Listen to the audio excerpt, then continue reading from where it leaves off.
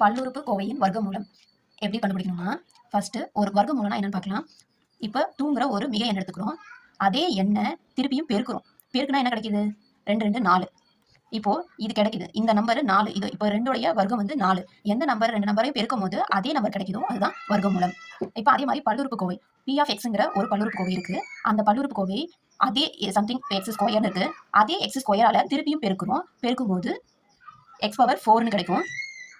இப்போ இதை வர்க்கமூலம் எடுத்தோம்னா 1/2 ஸ்கொயர் பண்ணோம்னா எக்ஸ்ன்னு கிடைக்கும். x2 கிடைக்கும்.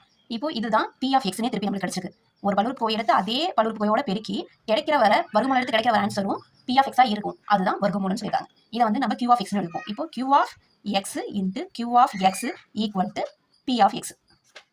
இதுதான் கோவையோடைய வர்க்கமூலம், பல்லுறுப்புக்கோவையின் வர்க்கமூலம். இதை வந்து நம்ம எப்படி டினோட் பண்ணுவோம்னா மாடுலஸ் q(x) √ p(x).